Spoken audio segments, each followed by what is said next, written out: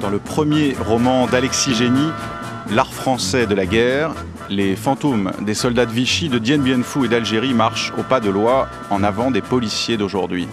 C'est qu'après un temps de morne paix, la guerre serait de retour, mais cette fois dans nos quartiers populaires, dans nos cités, cette guerre nouvelle serait une guerre civile. Génie l'appelle la guerre sociale. Et comme les précédentes, elle nous promet des fleuves de sang. Le tableau n'est pas réjouissant, mais il fouette les sens. Pour en savoir plus sur lui, sur son art littéraire et sur le regard qu'il pose sur la guerre et la France d'aujourd'hui, les matins d'été reçoivent Alexis Génie. Bonjour. Bonjour. Alors Alexis Génie, en apprenant ce matin l'entrée dans Tripoli des insurgés, j'ai pensé à votre description de la guerre du Golfe de 1991 et de sa lueur d'écran. À la radio, en effet, un journaliste a demandé à une femme libyenne si elle avait regardé la chute de Tripoli à la télé. Et vous, Alexis Génie ? Alors, je ne l'ai pas regardé parce que bon, c'est un peu l'été où ma consommation d'informations est un peu en baisse. Hein. Mais j'ai regardé les progrès des rebelles libyens, etc. Mais la réalité n'est pas tout à fait à la hauteur par rapport à la fiction. C'est-à-dire que dans la réalité, ça traîne. Bon, on nous met des images d'archives, des choses comme ça. Alors, ça me fait penser à un film, vous savez, Apollo 13. Un film où film catastrophe. Voilà, où à un moment donné, on lance une fusée. Et bon, le cinéaste a récupéré les vrais films de la NASA où on montrait le lancement de la fusée. Puis il les a laissés de côté parce que c'était pas à la hauteur pour un film. Il fallait les refaire en studio parce que c'est trop lent, c'est pas net. Alors, je voudrais qu'on délaisse un instant la rive sud de la Méditerranée, que nous revenions en France pour parler de vous. Alexis Génie, vous décrivez la France d'aujourd'hui comme un pays où l'air est vicié. À cet égard, est-ce que vous vous considérez comme le violoniste que vous décrivez au moment de la guerre du Golfe, jouant tête nue quand tout le monde dans la salle porte un masque à gaz ? Ça serait extrêmement peut-être prétentieux de... Est-ce que vous avez cette témérité ? Ouais, voilà. Est-ce que je suis téméraire comme ça ? Je sais pas. J'aimerais. Mais en tout cas, je pense que la musique qu'il jouait était plus efficace qu'un masque à gaz. Je pense que bon, ce qui est de l'ordre de la fiction, de la beauté, de la littérature, fait masque à gaz, protège des relents, justement des émanations mifitiques qui peuvent envahir un petit peu la société. Et je crois que c'est un rôle aussi de ça, le monde de la musique, de cet homme qui jouait comme ça, et il était sauvé par la musique. J'aimerais être sauvé par la musique. Alors vous n'êtes pas musicien, vous êtes écrivain, vous êtes peintre également, et il y a votre personnage, votre narrateur, qui à un moment marche dans les rues avec des paroles qui s'écoulent de lui, et il croise une bande de voyous, de racailles, de lascars, comme on dirait aujourd'hui, et il n'a pas une once de peur. Alors est-ce que c'est justement votre outil qui est la littérature qui fait que vous n'avez pas peur dans la France d'aujourd'hui ? Je crois, oui. Je pense qu'il y a quelque chose comme ça. C'est-à-dire que la littérature protège de tout. C'est peut-être pour ça qu'on en fait. C'est peut-être pour ça qu'on se livre à ce travail de dingue. C'est-à-dire que si je devais me retourner et voir le nombre d'heures que j'ai passé à ça, à cette activité-là, pour faire ce roman, pour faire autre chose, c'est un peu fou. Mais le moteur, je crois, un des moteurs, parce qu'il y a toutes sortes de moteurs pour faire ça, c'est peut-être ça, c'est peut-être être à la fois extrêmement attentif au monde et à la fois un petit peu détaché, un petit peu justement à l'abri, et puis à la fois à l'écoute et à l'abri, les deux. Alors d'avoir été à l'abri, c'est un peu quelque chose dont vous dites avoir souffert dans votre enfance, Alexis Génie, puisque vous êtes né en 1963, après la guerre d'Algérie, ou plutôt après celle que vous appelez la guerre de 20 ans, qui démarre en 40. C'est-à-dire, dites-vous, quand tout fut perdu, quand la France est sortie de l'histoire, partant, vous dites avoir été condamné à grandir dans un monde heureux et terne, et vous faites dire à votre alter ego, votre narrateur dans l'art français de la guerre, j'aimerais bien une autre vie, mais je suis le narrateur. Est-ce que ça signifie, Alexis Génie, que la vie est logée dans la guerre? Ouais, alors ça, je crois que, bon, c'est une tentation de garçon, ça. Quand on a 20 ans, avec, on va dire, avec les couilles pleines, si on peut dire ça, on fantasme une vie d'aventure et de violence, etc. Bon. Alors, quand on y est dans la vie d'aventure et de violence, on rigole moins, parce que c'est pas vraiment quelque chose de vivable. Mais on a ce fantasme-là, ce fantasme de vivre très très fort.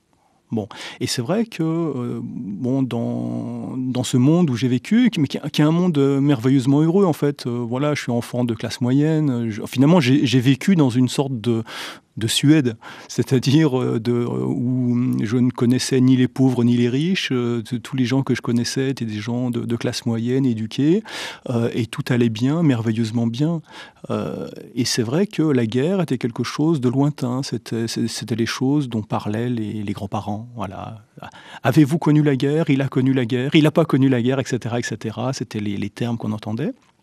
Et l'impression que j'ai maintenant, depuis les années 90, c'est le retour finalement brutal de l'histoire, alors qu'on avait finalement un peu mis de côté, on pensait qu'on en était sorti en effet, et voilà que tout revient, et que ce soit la violence ici, la violence en dehors des frontières, que ce soit la violence économique, on se retrouve confronté brutalement à tout ça qui avait un peu disparu dans ce monde de la social-démocratie heureuse. Oui, parce que vous dites que vous avez grandi dans une sorte de Suède. Si on pense à un voisin qui est la Norvège et au retour de la violence la plus déchaînée ces derniers temps, en effet, il y a quelque chose d'inquiétant. Et justement, vous inventez aux côtés de votre narrateur un personnage, Victor Salagnon, peintre parachutiste. Et vous l'inventez, dites-vous, puisque vous inventez ce personnage qui serait quelqu'un qui aurait tout vécu.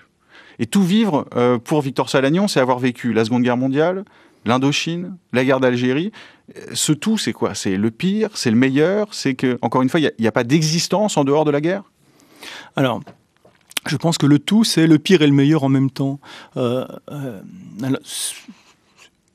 J'ai été très frappé quand j'avais une vingtaine d'années d'avoir découvert qu'il y avait des gens qui avaient en effet vécu toute cette histoire-là, ces 20 ans, c'est-à-dire commencer au Maquis, terminer en Algérie. Et ce qui était fascinant, c'était qu'au Maquis, c'était des héros. J'avais appris à l'école que c'était des héros. Et puis en Algérie, c'était des salauds. J'avais appris dans ce monde de social-démocratie de gauche dans lequel j'ai grandi que c'était des salauds. Et puis de découvrir que ça a pu être les mêmes, pour moi, ça a été une sorte de choc, comme si deux mondes totalement étanches se reliaient. Et c'est quelque chose, c'est une idée comme ça que j'ai gardée. Et puis, on voit par exemple dans les films ou les romans de Schoendorfer, on voit ça. On voit ces personnages-là qui ont commencé d'un côté, ont fini de l'autre, et en étant très, très troublés. Et je me suis dit, ben voilà, il existe des gens qui sont passés par ces deux états-là. Et en plus, entre-temps, ils ont vécu dans des lieux incroyables, à vivre des choses incroyables, qu'ils finalement ne peuvent pas raconter, parce qu'il y a un trouble autour de la moralité de tout ça. Et je trouve que c'est très très dommage que ceci ne puisse pas être raconté. Parce que dès que quelqu'un dit « bon, je suis un ancien d'Algérie ou un ancien d'Indochine », aussitôt il y a une sorte de rideau de fer qui tombe, de rideau de fer moral qui tombe. On ne peut pas raconter ça.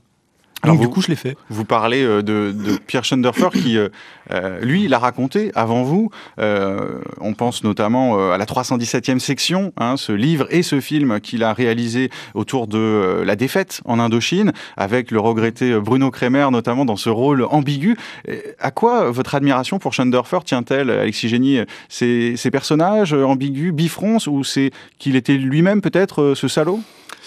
Alors lui, il était ce héros. Voilà, lui, c'était un regardeur. Hein. Il était cinéaste, cinéaste aux armées, mais il était en plein dedans. En fait, il vivait l'aventure. Dans les années 50, il était dans l'aventure jusqu'au cou.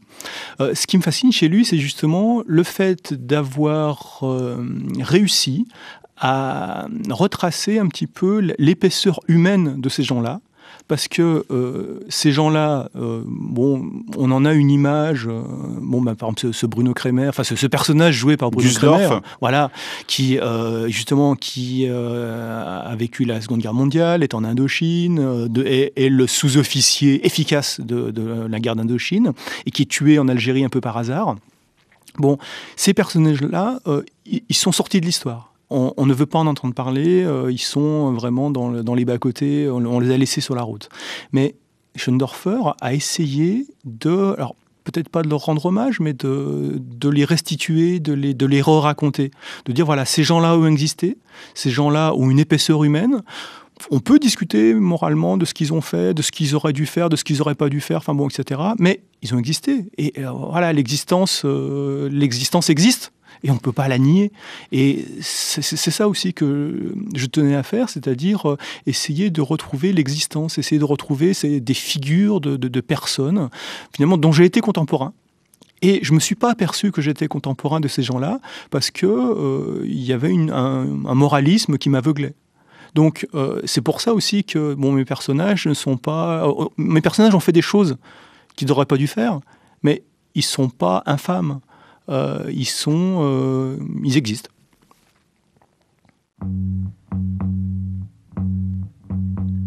C'était un beau pays que je ne nommerai pas. On y passait 30 mois ou de vie à trépas, ou de vie à trépas. C'était un beau pays près de la Tunisie, mais à cause des ciseaux de Dame Anastasie,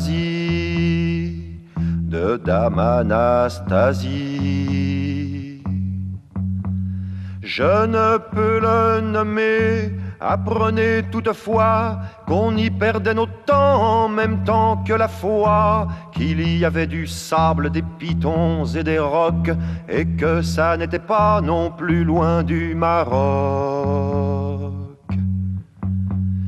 Nous aussi nous marchions, et parfois ventre à terre, on dit crapahuté en langage militaire. Oui, nous aussi marchions profondément humains, des beaux mots plein la gueule, des fusils plein les mains.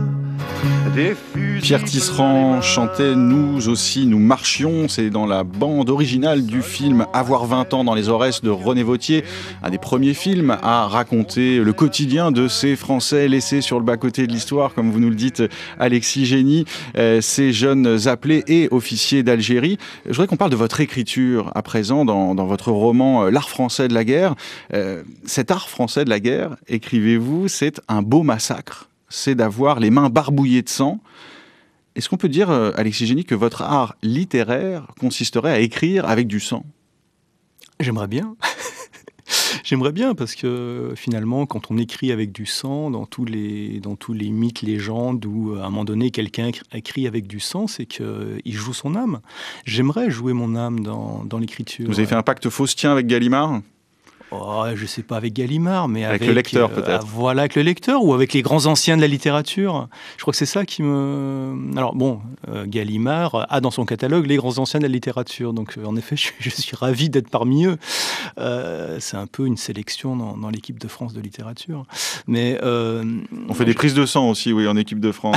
Ça, c'est une autre histoire. Mais cette importance du sang qui est charriée tout au long de votre ouvrage, est-ce que c'est votre formation de biologiste qui refait surface ? Alors, oui, il y a un peu ça. Alors, c'était pas une décision que j'ai prise au départ. C'est venu petit à petit. Et c'est vrai que le sang, il n'y a rien de plus symbolique parce que c'est la vie même. Mais c'est la vie dans ce qu'elle a de magnifique, de terrifiante. Et c'est également quelque chose qui est transmis. Et puis, ça peut être décliné sous forme d'autres liquides vitaux, que ce soit la sueur, que ce soit l'encre, qui est un liquide vital aussi. Donc c'est vraiment une sorte de métaphore, de métaphore de la vie. Et c'est vrai que... et puis en plus, c'est quelque chose qui bouge en permanence. Alors peut-être là, en effet, il y a mon œil de biologiste, c'est-à-dire que, en effet, j'ai vraiment conscience qu'il y a une pompe à sang dans l'organisme et que ça bouge en permanence. Et si ça arrête de bouger, eh ben ça ne fonctionne plus. Comme le langage. Le langage, s'il arrête de bouger, il ne fonctionne plus et on meurt d'un infarctus du langage. Et ça, c'est terrible. Je crois que mon désir aussi, en faisant ce livre, en abordant des sujets un petit peu tendus, c'est pas une volonté de provocation ou de faire air du temps. Ça, c'est venu un petit peu... Bon, j'avais au départ un projet d'écriture, et petit à petit, ça s'est mis à se connecter avec l'air du temps. Et c'est vrai que tous ces sujets de guerre sociale dont vous avez parlé, sont des sujets terribles, parce qu'on n'arrive pas à en parler. Et dans ces sujets-là, le langage s'immobilise. On répète en boucle les mêmes mots, les mêmes termes. Et ça, une immobilisation du langage, pour moi, c'est l'horreur absolue. C'est quelque chose qui m'angoisse personnellement, fortement. Et pourtant, le verbe, Alexis Génie, dites-vous, c'est le vrai sang de la nation française. Tout à fait. Donc il bat aussi, il bouge aussi, absolument. Il remue. Et il faut qu'il continue à bouger. Si jamais si jamais il se coince, si le verbe se coince en France, nous avons tout perdu. La France, c'est vraiment le pays du verbe. Regardez le nombre de gens qui écrivent, le nombre de gens qui ont des romans dans leur tiroir, le fait que tous les politiques, à un moment donné, sortent un livre, le fait que Mitterrand se soit fait prendre en photo avec les essais de Montaigne dans la main, avec une bibliothèque derrière. De Gaulle, puisqu'il en est question, il a écrit... tout le monde écrit dans ce pays. Et la langue est un enjeu fondamental de notre identité.